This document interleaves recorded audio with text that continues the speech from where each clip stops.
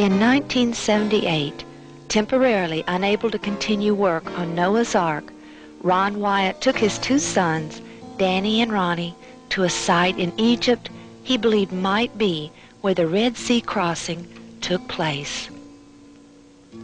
When they arrived at the site on the Gulf of Aqaba, they found a Phoenician-style column lying on the beach. The water had eroded away the inscription, but in 1984, Ron found a matching column on the opposite shore in Saudi Arabia, still standing, with the inscription still intact. He was later able to translate the words Pharaoh, Mizraim, Death, Edom, Yahweh, and Solomon from this second column, and from this he believes these columns were erected by King Solomon and dedicated to Yahweh for the great miracle of the crossing of the sea on dry land. Israel was occupying the Sinai Peninsula at this time in 1978 and moved this first column from the beach and set it in concrete across the road, as you can see here.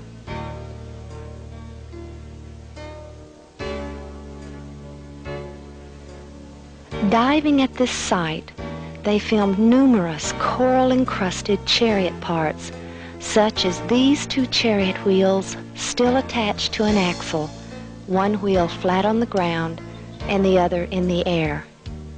This is a six-spoked wheel.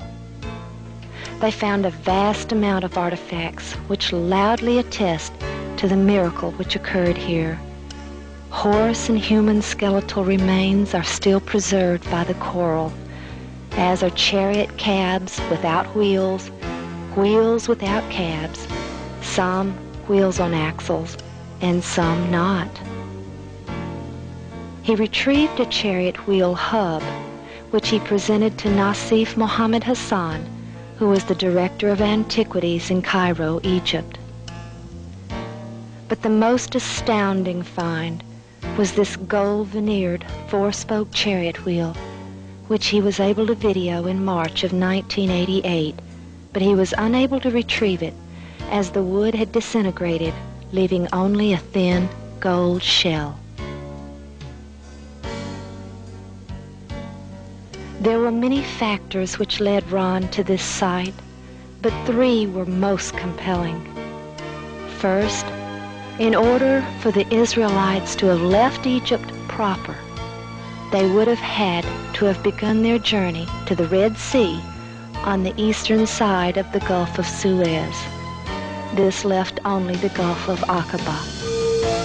Second, there is only one place along the shoreline of the Gulf of Aqaba which could hold the perhaps 3 million people. This area is so large it can be seen from this satellite photo. And finally, when Ron studied the bathymetric maps of the British Admiralty in London, he saw a perfect underwater pathway led across the Gulf at this point. On either side of this line across the Gulf of Aqaba, the waters were 5,000 feet deep, dropping off like a deep gorge. But here, at this precise spot, was an area leading across which gently sloped at a 6-degree angle to a depth of only 900 to 1,000 feet in the center. As Ron and the boys journeyed across the Sinai to this site, they noticed large boulders pushed over to the sides of the wadis or canyons, allowing caravans and travelers to pass through. But as they dove into the Gulf, about 1.5 miles out and 200 feet deep, they were thrilled to see this same stone-cleared pathway continued and was still evident in the crystal-clear waters.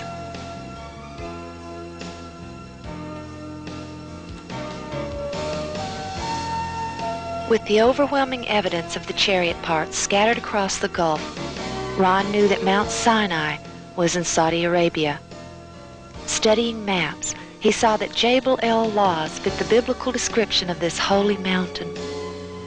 Unable to get a visa to enter Saudi Arabia, Ron and his two sons finally decided to enter without one. He had learned that the normal procedure if someone were caught without a visa there was to escort the visitor to the border and see that they did not re-enter. They found Mount Sinai with the altar and much more still intact in this uninhabited area, but as they were leaving, they were abruptly arrested and imprisoned for 78 days, accused of being Israeli spies. When they were finally released, they were told that a man had contacted the Saudi embassy and reported the Wyatts to be Israeli spies pretending to be archaeologists. This man had been a trusted friend who had worked with Ron on Noah's Ark. Ronald Wyatt and his sons are with us in the studios of our Nashville affiliate WTVF to tell us all about it. Gentlemen, good morning. Morning. Morning. Mr. Wyatt, you there in the middle, and Yes. your sons on either side. Why did you, I didn't know that Mount Sinai was in Saudi Arabian territory. Why did you think it was? We found some chariot parts that looked like the chariots found in King Tut's tomb in the Gulf of Aqaba, west of this Jebel El Lawz. We found these at depths from 60 feet out to 200 feet and over a stretch of about 1.5 miles. And we believe that that was the crossing site. And so in the biblical narrative, they arrived at Mount Sinai after crossing the Red Sea. The language in the Bible indicates that they stayed in a mountain, enclosed in a mountain. So an aerial map showed that this Jebel El Lawz had a large valley enclosed in the rim of an ancient volcano. There's about 5,000 acres in there. We felt this was the place. And in Exodus 24:4 and in Leviticus 6:28, 11:33, and 15:12, it tells of some artifacts that were to be found. There was to be 12 pillars of stone and an altar and some pottery. And so this is why we looked at that particular mountain.